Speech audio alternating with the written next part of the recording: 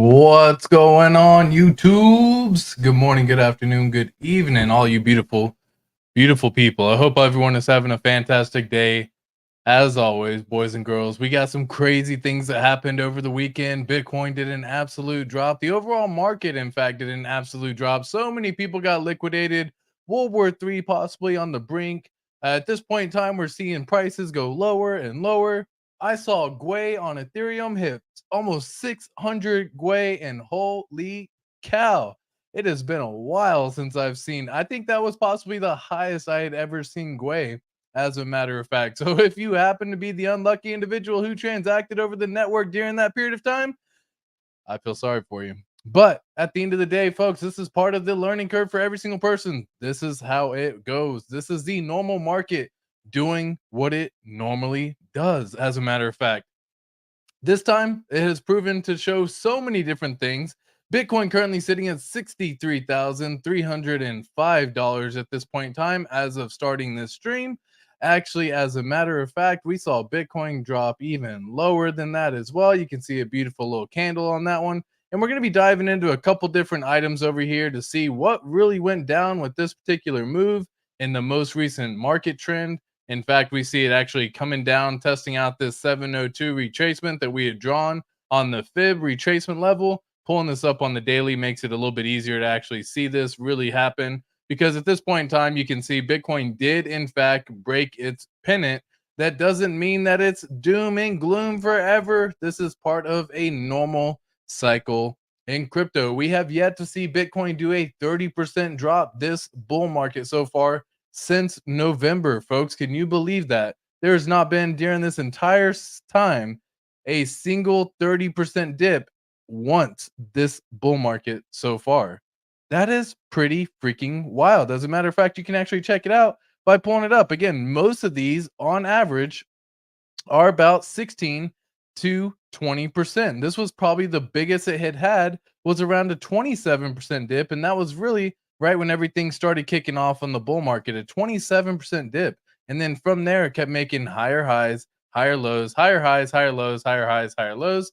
And this continued to be a thing. In fact, it still has yet at this point in time to do a freaking 30% dip. So this is actually kind of on par. This is what you would want to see in a normal market at this point in time, folks. I know that sounds somewhat crazy for everyone to say, why would you want things to go lower? That is good, healthy market structure. So, we're going to be talking about cycle tops this time. We're going to be talking about when to sell. You're going to be talking about how to take profits, diving in on some PulseChain prices, checking all this out as well, because is this the end? Was that all that there is? Is there no more left to offer at this point in time? And folks, I think you're going to see after this stream that this is just the beginning of a bull market. Now, we've pulled this up on stream before to actually show what Bitcoin can do. And just as a reference, so that way people stay mega bullish overall, you can see we have the Bitcoin chart up here going all the way up to $242,000 as of the high. If it was to hit the 4.236 and even hitting the 3.618, Bitcoin would still be at $210,000.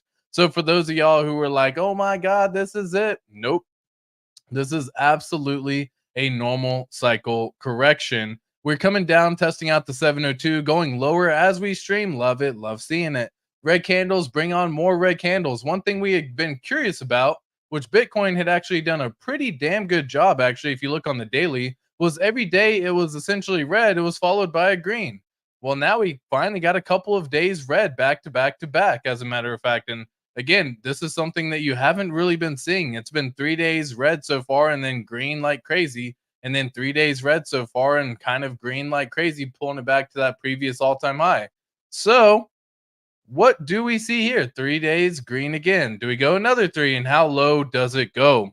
I see levels hitting anywhere between 63,000, anywhere between 60,000. And if it wants to get crazy with it, folks, I would see it coming back down and testing out this level of support / resistance, which is around $52,000. So this is par for the course, folks. On the Impulse MACD, you can see it actually did flip bearish on this one back on March 18th.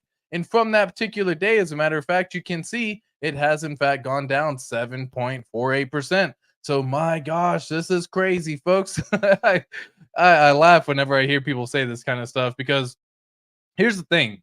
What's going to happen this cycle is people are going to get caught up in two different situations. They're going to think the market's going shorter. It's a shorter it's a shorter bull run than it's ever been, which is roughly like 12 months. So they're talking by the end of 2024. That could be it. That could be the top of Bitcoin, and that could be the top for crypto in general. And hopefully you've taken profit at that point in time. You have other individuals on the exact opposite end of that, which are basically saying that we are going to enter a super cycle.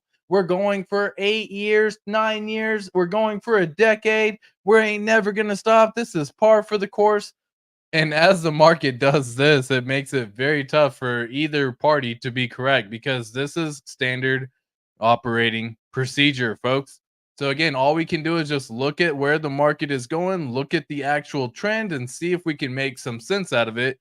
Based on the impulse MACD crossing on the 18th on the daily, you can see it tried flipping back bullish over here at the end of March, and then again has continued to go down further. One thing you can also see once again, whoops, I don't know why I pushed that button. You can actually see this little line right here, which is again, if you were to draw this, crazy. Oh, because I didn't draw a line. I was just drawing. Anyways, guys, if you actually were to draw a line on this one, you're actually seeing it kind of go bearish on this one, which actually brings over where the trend has been really since again the 18th of March. So checking it all out, folks. It's all information, it's all data. Now, again, where do we possibly go? Well, we do have some levels. We've already broken through the previous support levels that we were holding back here. So the next level of resistance slash support is at least 62,000, which I can definitely see that coming down and touching. If not anything, coming down and testing out this 618, which is right at the $60,000 mark as well. And then again, if it wants to get really froggy, then leap, and it'll actually be around $52,305.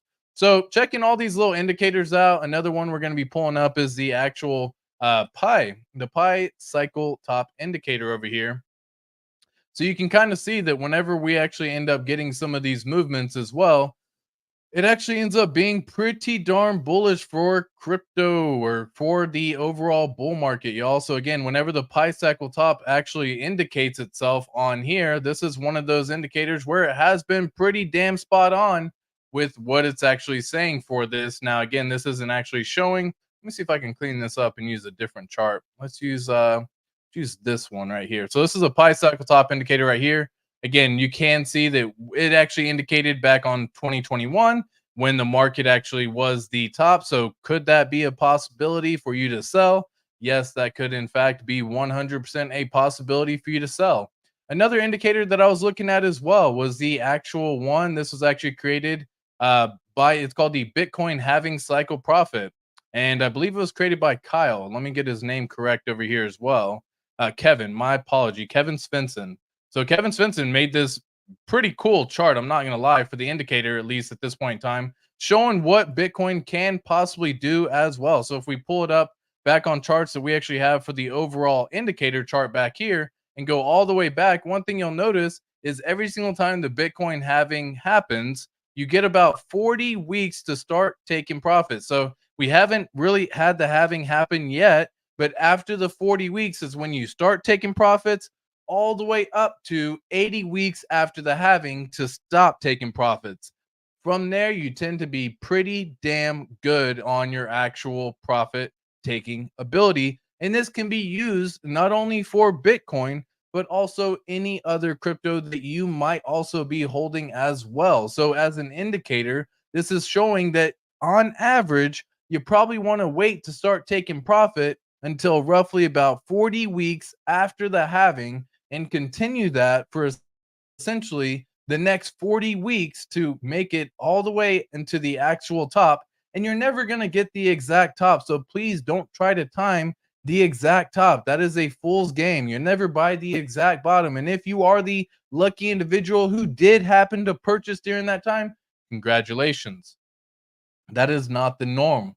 On average, people actually like buying tops and selling bottoms. That's the reason why it's an actual saying in crypto as well. So whenever you're pulling up indicators like this is kind of saying, hey, as a reference, a good rule of thumb is start taking profits 40 weeks after the halving, all the way continuing for 80 weeks and then stop. From there, you should do pretty damn good. In fact, you can see every single time that would have done this in the past, you would have been massively in profit as well. So just from this little indicator, you start taking profits and you're already up 6x right there. You go all the way until the end of the 80-week period, which would be roughly about 7.5x. Again, this was the last 2021 cycle. If we were to pull this up from 2017, or should I say 2016, going into the 17 bull run, again, you're roughly about 2x where you start taking profit. And then by the time you would have ended taking profit, you would be up roughly around 21x. So this is just as a rule of thumb, folks. We haven't had the halving happen yet, but it's right around the corner, folks. It is actually anticipated to happen in roughly about 4 to 5 days from when the halving's supposed to take place. This is expected to be roughly around April 19th to April 20th of 2024. So it is anticipated to be right in that area. And from here, we're going to do that same rule of thumb, folks. You're going to wait to start taking profit. Ideally, this is one strategy to start taking profit. You have 40 weeks to go by. You begin taking profit at the 40-week mark. Just begin, just start, just like you will if you were to be purchasing assets. Sometimes just taking that first step to create a habit is good to do. So at the 40-week mark, you go all the way out to the 80-week mark, which puts us out until October of 2025. Now, this is probably going to be where the market's going to do what it has done in the past, where usually on average, it's 18 months after the halving happens for you to see the local tops. And then after that, it's roughly about another 2 weeks and altcoins to be start taking profit on that as well. So this is just one of those pretty good indicators so you can kind of see maybe an idea of what you could end up doing as well. Okay. So hopefully that makes a lot of sense for everyone. Do I think that right now is the time to start selling the entire bag because the top is in? No, I do not believe that. Now, that is just one strategy as we have discussed. The Impulse MACD is showing on the weekly, still wanting to be bullish. That is turning into where this blue line is wanting to start converging and crossing over. And if this goes down, crosses under the orange line, that is typically a bearish signal at that point in time, just like we have seen on the daily. So if we were to pull this up on the daily, you can actually see once again, the 18th of March, we started going bearish on this one. Now, again, this is something that I do pay attention to, so I'll just keep an eye on this. And I assume when we see this blue line start crossing back above the orange line, well, we'll probably start flipping bullish, y'all. At that point in time, we start seeing the higher highs, higher lows. You start making all that good stuff up as well. Yeah. Yeah. Alan is 100% correct. I just read the chat. And if y'all have any questions or anything like that, feel free to leave them in the chat. Now it's Bitcoin. I just wanted to pull that up again. That whenever I talk about crypto, the benefit of it is it can pertain to the overall market. It's not like the stock market where you have one stock that can absolutely explode, and then the other one just kind of sit around and do nothing. Crypto kind of moves together in this flow. So as ones are going, others are going to end up either pumping with or following soon after because they like to bring about the flow. So that can go from Bitcoin to then layer ones to then forks of layer ones to then, layer twos to altcoins to meme coins to full degen city at that point in time. That's how it can usually go. So keeping that in mind, it is something that I am paying attention to. On the Ethereum chart, we did in fact also break out a dependent that we were forming over here. In fact, it actually fell below or wanted to go and fell below the 618 and is possibly testing out this 0.5 fib retracement level. You can see it happened to go bearish right around the same time, actually March 16th. It was actually flipping slightly before Bitcoin did on this one for the Impulse MACD for this particular chart. And again, it's currently sitting at $3,073. Now, again, levels to see and pay attention to if you are wanting to possibly purchase some of these items. I'd be looking around 2,900, then even 2,800, somewhere in that ballpark. And then going down a little bit lower, 26, and possibly even down into the 0.3 retracement level or the 0.386 retracement level at this point in time, 0.382. would be roughly in this zone of 2,400. Now that would be pretty crazy, but not out of the norm, folks. I want to bring this up to the attention again. We haven't really seen those big drops come, so this would still only be a 40% correction, which is very normal to do in crypto. So if this is your first cycle, it's your first time coming here, I appreciate you being here, my friends. Like, subscribe to the channel. You'll get plenty of the good content seeing this as well. Hopefully helping you keep your head on a swivel while at the same time making sure that your head is in a good place, because dips are part of the game. And the fact that we still haven't really seen these 40-50% dips, especially with Ethereum, 30% dips with Bitcoin, leads me to believe that we might be seeing some dip at some point in time. This is that sell the news event, as you discussed with Bitcoin, because you got the halving coming up here shortly. So this is one of those sell the news event going into the halving. A lot of people may have already been pricing in the halving up here. You had the ETFs doing their purchases. And from there, actually, speaking of the ETFs, let me go back over here. So we can actually take a little gander and see that the Bitcoin spot ETF entities with Grayscale sitting at 319,000 Ethereum or Bitcoin still. They have in fact sold some more, like they have continued to do so often and so many times.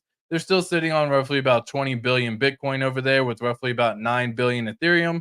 You can see the other Grayscale assets that they're holding. So should the other ETFs get approved, well, you can probably expect similar instances to actually happen. They got $27 worth of hex. That's almost comical, folks. Uh, that's funny.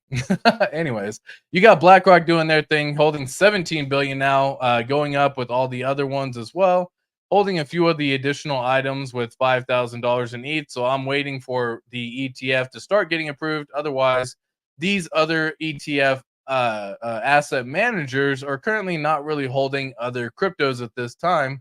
They're mainly focused on the Bitcoin side of things, which could in fact be good, and it could in fact be bad, only because the retail investors are not coming in, and these particular individuals like to hold certain percentage of their portfolios to be in certain asset classes. So, for example, if Bitcoin was to go and do a 2x from here, and their asset class is normally wanting to say 5% of their portfolio, and it bumps up to 10% of their portfolio, they're going to do a rebalancing of their portfolio, thereby selling some of the additional tokens, taking the profit off the table to rebalance that portfolio so it goes back to 5%.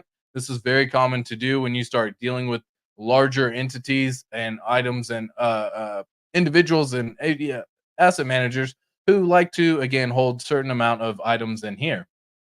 I was actually making a few different dashboards over here, by the way, so this should be fun. But I was actually making one for, the hex on the Ethereum side.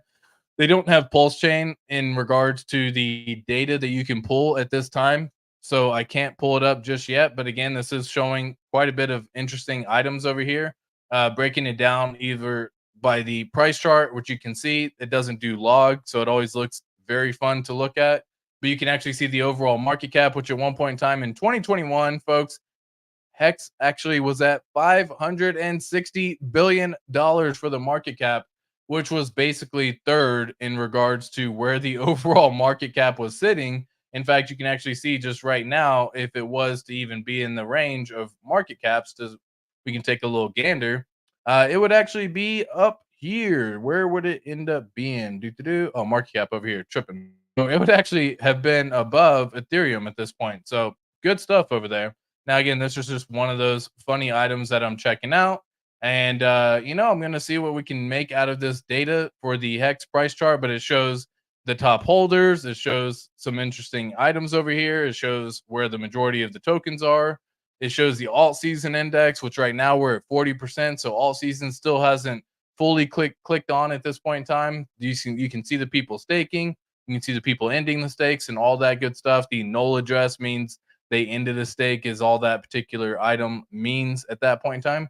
By the way, guys, Gwei is at 8 right now. So if you got some stakes to end over on the Ethereum network, shit, you might be able to take advantage of this right now, folks. This is a pretty damn good price. Yeah, $27 a hex. Sounds like my hex stakes. Hey fam, you too funny, man. We got the PulseChain ecosystem over here. Let me just refresh the page to make sure we're dealing with accurate current prices, just because sometimes whenever I pull this up, it doesn't pull it up. Okay, cool. It's all refreshed. So we got the PulseChain price sitting at 40792, the PulseX price 40314, the incentive token sitting at $3.73. Hex over on PulseChain is sitting at 20798, and Hex over on Ethereum is sitting at 2016, whereas the ratio is now 1 to 4.8. It's been roughly around this 1 to 5 ratio, which just means that should it maintain this ratio, folks, and you can see one day Hex hitting $2 on the PulseChain ecosystem, you would also be implying that if it was to stay at this ratio, that Hex on Ethereum would be 40 cents. And imagine what that could do to your portfolio, folks, because right now that sucker's at 0.0016. And if you end up getting a nice little 0.0016 right now out of it, well, that would end up being a beautiful 250x that money. So take advantage of the prices while you can. Not financial advice by any stretch of the imagination, just good information for everybody to pay attention to. And at the end of the day, you got to be responsible for any choices that you make, folks. Be a big boy, big girl. At the end of the day, if you click on something and you get your wallet drained, you got no one else to blame but yourself. If you got poor storage or poor security methods and strategies, you got no one else to blame but yourself, which is why a lot of people have a tough time getting into crypto in the first place, because there's no one to cry home to mom to when you actually end up getting into a situation saying, I just lost money and blah, blah, blah, and I just got hacked and I want a refund of all my money. Whereas if your bank was to have something happen, for example, your account gets drained somehow, some fraud account comes through, you can call your bank up and say, hey, I didn't authorize that transaction, and they can actually rebalance it for you. That's just not possible in crypto, y'all. If you get drained in crypto, that sucker gone. Just consider it gone for good. Um, yeah, exactly, dude. For real on this one, AFAM. Like, if you got something to do on the ETH network, if you got here's what you can do for those people who are looking to possibly bridge assets over from PulseChain to Ethereum, and you're wanting to get it done. If you don't know, you have to actually claim your bridge your bridge assets on the Ethereum network, so you can actually send it from the PulseChain to Ethereum. Say you wanted to buy your hex over on PulseChain, your Ethereum hex over on PulseChain. Say you wanted to, excuse me, you say you wanted to buy it over there, send it over to Ethereum so you could stake it. You could send it and then just wait for the GUI to come into a reasonable level. This is a fantastic level, my friends. A fantastic level. My God. Uh yeah. I'm gonna go through here and see the chat in a second. So feel free to ask any questions y'all got as well. It shouldn't be too long of a stream. I'll keep it kind of short. But you can bridge items over from PulseChain to Ethereum. Have it sit there on the Ethereum side. If GUI's above 20, for example, just don't claim it. No need to do anything with it. Wait for the fees to come into a reasonable realm. It's been doing this over the last month, where it's actually had multiple instances where it's been below like the whole last week. It was below 20. So damn near the whole last week, except for Thursday or Friday, where that sucker hit freaking 508 or 588 GUI. That was the most ridiculous amount of GUI that I had ever seen, folks. It has been a hot minute since I've seen that amount for the GUI at that point in time, and that's just not enough for anybody. Look at that. Look, that is brutal. That's brutal. 552 GUI. If you wanted to do a transaction at that point in time, it was basically costing you like $300 to swap. It was bad. It was super bad. But now it seems like Ethereum's got something together at this point in time. GUI's come back down into a reasonable realm. Below 10 is fantastic, folks. It allows you to actually give you the ability to transact on the network. So if you do have some stakes that ended that may have been bleeding for a little while, just FYI, you can take advantage of that. At this point in time, we've been talking about where the pulse chain price could go, and I've talked about this in the past. But folks, you got to have the 5 Ps, which is proper preparation, preventing poor performance. The 5 Ps allows you to plan for all of this and more. So if you know that your average price of Pulse Chain is at 4064, for example, then when the price goes up a nice 2x at that point in time, one of the strategies to do is to scoop a little bit off the table. I'm not saying sell your whole position. Everyone's got to choose at the end of the day whatever you decide to do, but you can scrape off a little bit of profit. Now, why do you do that? Because taking profit's very good, folks. Taking healthy profit is even better. So if you scoop a little bit off the table, well, what happens? Well, you get to hold it all the way up here, and eventually the price actually will dip back down.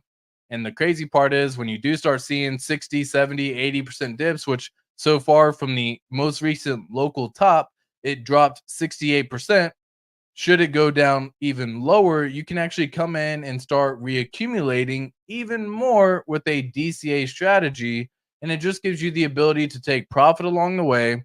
Once you have enough profit taken, because folks, whenever this sucker does take off, which by the way, who knows when it's going to happen, but when it does and it goes like this and it's all the way up here and you can start putting money in the bank, you don't want to be worrying about how much profit to take out. You don't want to be worrying about that because you've already taken profit here, you've taken profit here, you've taken profit here, you've taken profit here. And at this point in time, you have a nice little bag that you can actually go and put some money in the bank because you do want to pay yourself. 2024 is, in fact, a year that you do want to pay yourself, folks. I will say again, pay yourself. Pay yourself. Now, I'm not saying take out the entire position and go crazy with it, but be smart with it, have fun with it, and pay yourself. At this point in time, PulseX is sitting at 3 zeros, or I'm sorry, 4 zeros, 3139. It has in fact come and tested all the retracement levels at this point in time. So really at this point, if it wants to drop down lower, you can see we drew these lines saying where the price could go before the weekend actually kicked off. And again, today is April 15th of 2024. So we drew these on the 11th to say where the price could end up going. The price not only touched it, it came down, used it as resistance, and in fact, it actually hit all the levels that we had talked about. So it came down here, and if you were wanting to take profit, or sorry, if you did take profit from previous times and previous jobs, and you wanted to go in and buy this dip, well, it was a 77% dip from the local high. Fantastic opportunity rebuy zone at that point in time for many individuals. Because at the end of the day, folks, all that matters is how many tokens you got in your bag. That is it. So you got to find a good strategy that works for you. And I hope that makes some sense.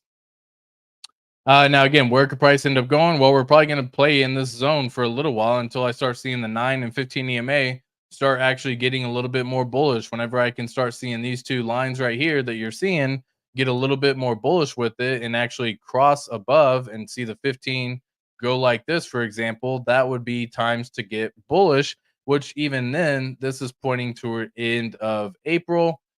Maybe even around that time, we could start seeing some beautiful price action going up where you start seeing beautiful little 2Xs again as well, which by the way, isn't that far fetched to see a 2X right now, which again, how long would it take to see a 2X if you were to buy Bitcoin?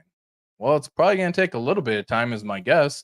You're going to have to 60,000 and then going to have to go all the way up to 120,000 for you to see a 2X range. Now, again, how long it could take to get there, who knows? But the reason why I'm bullish on this ecosystem is just to be able to see a 2X on here. Well, you're just getting back up below SAC still, 38% below SAC, and you're still sitting on a nice 2X right away from any purchase that you happen to make today. And don't beat yourself up if you happen to buy here, if you happen to buy here and the price went down.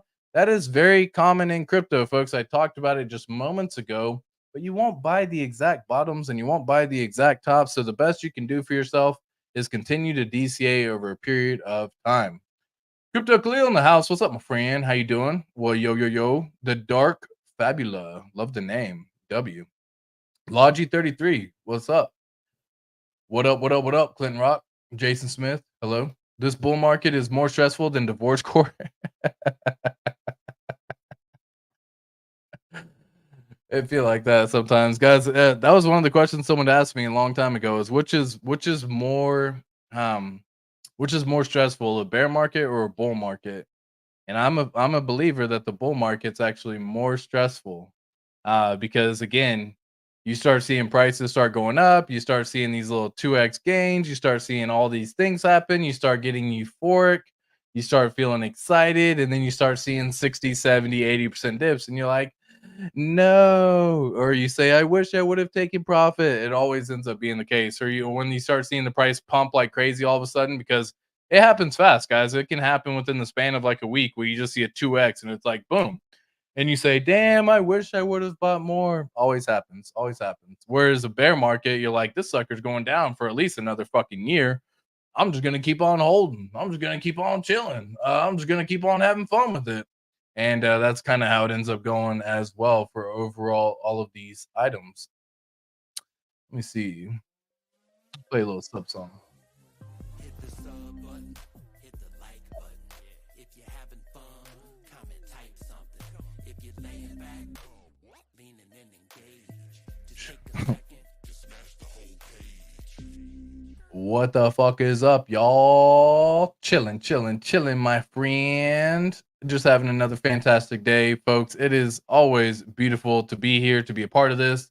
If you happen to end up doing something to lose money at the end of the day, folks, money can always be made up again. So just give yourself more time. You've heard people lose tens of thousands of dollars, hundreds of thousands of dollars, hell, even millions of dollars multiple times in some crazy world. I know that sounds absolutely ludicrous to some, but it happens. You're going to see the portfolio balance go from many millions, and you're going to see it go down to many or lower hundred thousands. And you're like, I had so much money at one point in time. It's like, get ready for the bull market. For those of y'all who haven't had a chance to experience that yet, it is pretty freaking wild. Hey fam, saying hello to everyone. Rock and roll DCA, absolutely. John Neese, what's up? We are just getting started, absolutely. Supersize it for sure. Tam Tam, good evening, fam. Ivan Mandeep, what's up? $27 of Hex, yeah, dude. It's wild that I just saw that in the Arkham balance or the Grayscale balance. It's just funny. What's up, Tim Top? Sup? Orale, Gway. Yeah, guys, like that's fire. Like I was talking shit about Gway for a long time because that sucker wasn't dropping below 40 for like damn near a month or more. And one of the stakes that I had ended or that I had sitting over on Hex was going to cost me like $250. And then I did it the other day when it was like 8 Gway and ended up being $75. So, anyways, fun fact for everyone. Take advantage of the Gway if you can. Lazy Hexkin in the house. What's up? Told you Nerd Girl was fake. Yeah. I mean, I don't know what the told you part was, but you know, that's just part of how it goes for sure, Johnny. Nobody listens. Yeah. Nobody listens. Did she come out and say something else about it? No, I'm just kind of curious. Nerd Girl. Nerd. What the freak, man? Search. Nerd Girl. I forgot she doesn't do any vowels in her name. All right. Did she end up saying something else? Going live. I've done it before. I can do it again. What is Bitcoin? Abolish the IRS. Yeah. I mean, either way, whenever I looked at it, it was like 10 it was like 10,000. And so it's like, it's like she lost some money, but again, I've seen so many more people lose so much more money. So nothing against that. For people who want to know, I can always recommend and advise that you should be smart with your security, folks. Top, where's my refund? I want to speak to the manager of crypto right now. Yeah, for sure. Don't you? Wish ya? Hey fam, what you mean? I suck it.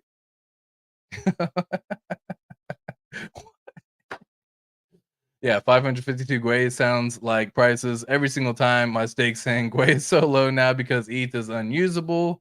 Nobody can swap in and out of trash paying $200 per swap. Facts. End of April is plenty of time to sell my other kidney and get in on the dip. Facts. New question. What happens if you don't end Hex stakes during the window because gas fees are too high? Great question. This is for those of y'all who may not be familiar with the hex staking mechanism, but the way it works is, let me get some music going over here. What do we want going in the background today? We'll play. So the way it works, whenever you end a stake in hex, or should I say when you have a stake that is due to be ending and you've staked the entire amount of time, you haven't ended early, you've done exactly like the truth mechanism said you would do. You said I was going to stake for a year, 2 years, 5 years, whatever it is, and you say the time has come, I want to end my stake. Well, shit, I just looked and Gwei is absurd. First of all, you have a 2-week window. Okay, there's a 2-week window where you can end your stake. The first part of it is staking it or ending it within that 2-week window. If you do not end it within that 2-week window, you are then penalized 1% of the entire balance per week up to 100 weeks until the account ends up being drained. And when that happens and the stake wasn't ended, it's actually paid out to all the other stakers. And that's just how the whole mechanism and system works. So it's not like it's just gone. The benefit of that, folks, is even if right now you have a stake that is a month late, so basically it ended, we'll say March 15th of 2024, you had the 2-week window right away to say nothing was done, and then even now only 2% of it has been drained, or if you want to call it that, right? And so it just allows you to still be able to pull back 98% at that point in time. You're like, oh shit, forgot I had a stake that ended. Oh shit, got to go end it over there. Boom. That's how you can do it. That's how it's done. And if you don't end it within 100 weeks, it's gone. But 100 weeks is a very, very long time, boys and girls. It is a very long time, right? Damn near almost 2 years, as a matter of fact. So quite some time. And if you see the bull run come this time, like say the stake isn't worth anything right now, for example, but you see the bull market come and you look back when the bull market's here and you see that stake that was maybe only $100 is now $10,000, for example, because we've done a beautiful little 100x gain at this point in time. Well, you can go and end your stake at that point and recoup that money. So you don't have to end it just because your stake ended. Does that make sense? So basically what I'm saying is if you are going to end your stake and it's going to cost you, say you want to end your stake and it's going to cost you $200, $100. I don't really know what the balance is. I'm just going to use 100 for ease of math. And your current balance on that stake is only $70. Why would you end the stake? Because you're paying more in gas fees than the stake is worth. Okay, you can instead just go buy that hex on the open market right now on PulseChain, for example. So instead of paying the $100 gas fee, buy $100 worth of hex right now. Now at that point in time, when the stake comes due, say we do another 2x from here, 5x from here, 10x from here, and that $75 balance is now $350, and again, still only costs you $100 to end the stake, then it makes sense to end the stake because it is a stake that is in profit. So you've bought it instead of paying for the fees. You let it bleed whatever it bleeds, 1% per week, not that much. And then you end it when the actual time comes and the bull market is here. So hopefully that helps answer that question right there. Where's the music at? Oh, what? It just, okay, my bad. What else we got? When I dip, you dip, we dip. Nah, damn, I'm old. Yeah, I put my hand up on your head. It bleeds out 1% per day, per week, my guy, per week. 10 top, but it's all good. Yeah, per day would be wild. In 100 days, your state, that shit's gone. Imagine everyone would lose their freaking mind if that was the case, but it'd be part of the ecosystem, it'd be part of the protocol, and people would know it's normal. I only think it's wild because, again, it's 100 weeks, so it's 1% per week up to 100 weeks. But yeah, hopefully that helps make some answers for you. 80, what's up, 80, 80, 80, 80? Ado. I'm gonna say Ado. Brother, what's up, my guy? I'm just having fun. Mint your Hedron. Yeah, if you can. If you can. I haven't been minting my Hedron. I got Hedron that I had like the 10x claim bonus and all that good stuff on. And for those, I'll mint the Hedron. But other than that, I'm not really too worried to mint my Hedron. Just like I don't mint my Calm just because I don't like the name. Personally, that's a personal reason for a decision that I completely say is my own choice, and I can do whatever the F I want, folks. I just don't like the name. So I don't do it. I don't participate in it. Oh, shot. I thought it was per day. Yeah, per week, for sure. Had to look it up. Appreciate that. I might have a bleeding stake in 100 days. Yeah. Yeah, I had some B shares that I staked, and again, you know, B share is just a smaller version of a T share, and the B shares weren't really worth a lot because the hex price is where it's at right now. So you look at it and you're like, am I gonna pay that amount to end it? Nah, it's good. I ain't gonna pay it. And so I just let them bleed. And then the time comes, I'll be in the same position as y'all, where I can see a 10x from here. So instead of seeing the price of hex on Ethereum at 0.0016 like it is right now, maybe it's back to 1.6 cents again. A beautiful 10x, by the way, a beautiful 10x. That's incredible. You check it out, you have some fun, and I could possibly see ending it at that point in time. DJ the 504 grinder ATX live my jigger. Had a hard time reading that one. Damn, good luck. 39 days, lol. It was my first hex stake, thinking I was being a diehard Hexkin staking for 3 years. Now it'll be less. Now it'll be a loss. Dude, trust me. So now I'm just a Hexakin dying hard.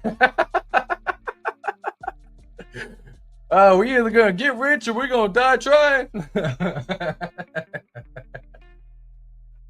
It'd be like that for sure. I skip calm, wait, and all free airdrops, no pennies in front of freight trains. Yeah, that's a easy way of doing it too. Again, personally, it's just not worth it for me. Could it be additional money? Sure. Is it worth it half the time? No, because you look at it and you're like, okay, cool. So I can end this stake and I can go get $13. And you're like, do I want to even take that risk for putting my entire portfolio at risk for, $13, $14, $15, whatever it may end up being? And for me, the answer is F no. Fuck no, y'all. That is just not worth it. Not worth it at all. At all. By the way, I haven't heard anybody talk about Hedron and Icosa lately. I don't even know what they're doing on prices, but I mean, let me just take a little gander real fast. Why don't we? It's just been so long since I've even, taken a little look over here. I know they pumped for a little bit, but this is daily. So just throw it on weekly real quick. This is, I believe, Hedron on PulseChain, if I'm not mistaken. So this is a forked copy of Hedron that ended up coming over. Again, sitting at 6-0-1-3-7-5 at this point in time, and Hedron over there on Ethereum sitting at 7-0-8-2-5-8. Again, I can throw it on log. I don't think it looks any better, taking log off or on, doesn't really matter. But that's kind of what I was saying. Like, if you did the math on this, you're like, okay, cool. How much is it to get? I don't know. You will say $100. You would have to get 1.2 billion Hedron. If you can't get that amount, and it's not even worth $100, like, why even go through the process of claiming it? Especially on the ETH network, where fucking gas is, again, obnoxious, right? Even right now, when Gwei is at 9, for example, and you go to end a stake on, or you go to claim a Hedron stake over there. Is it worth it? Because you're going to have to pay the gas fee to claim that Hedron in the first place. And shit, that could probably be a few dollars, 10, 20, 30, $50. And if it's only $100 worth of or shit, maybe it's only worth $50 worth of Hedron, for example. Like, before you just go claim it, just go check out how much it would actually be worth. I go to Dex Screener, go to any trade platform, PulseX, go to, cowswap.f or swap.cow.fire. Or anything like that, right? And just check it out. Say, hey, for 605 million, it sounds like I get a lot of Hedron, but then you look at it and you're like, $50? Fuck that. Yeah. Anyways, my 2 cents. My rant's over on that. I'm paranoid as hell, dude, as you should be. Like, I had a 5-piece community member actually hit me up on the Patreon call this week where we actually went over and discussed, and it was the same exact topic where, you know, she was talking about the idea was stressful to see all the people get hacked over and over and over and over, y'all. This is a continual thing that happens probably more often than it freaking should if you want to be real with it, right? Like you can literally go over to DeFi Llama and you can actually go to see the hacks. And so far there's 7.77 billion. Let's just refresh to make sure. The 7.77 billion have been hacked. That's a lot of fucking dough. Mainly through actual DeFi platforms. Now, bridges were a huge risk and a vulnerability for sure, but the main culprit in this whole situation at 5.85 billion, that's a lot of freaking dough, man. Like, that's crazy. You start looking at where they actually ended up doing it and how they got it done. Primarily, it's just others, but private key compromise was a big method. That's probably one of the faster, easier methods. You store your seed phrase on your photos, on your phone, on your computer, on a digital platform of some degree. Like that's the first level of security. If you do have any, or if you ever have stored seed phrases on these items before, it is so easy to make a brand new wallet and transfer your funds to a new wallet. Just be smart about it. If you like, everyone is new to crypto at some point, folks. Everyone is new to true DeFi at some point. So if you can do yourself a favor, and if you did shit incorrectly in the beginning, that doesn't mean it has to stay incorrect the entire time, right?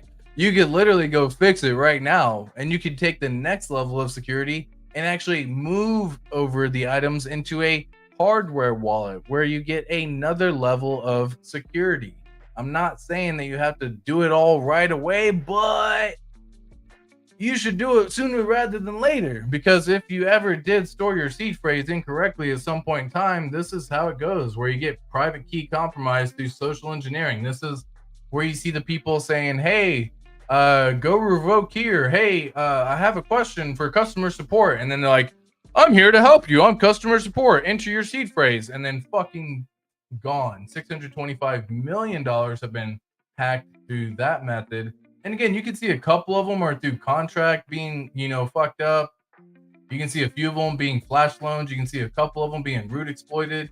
You know, you can see a couple of these other ones, but primarily the main items that you see are access control, private key compromise are big ones.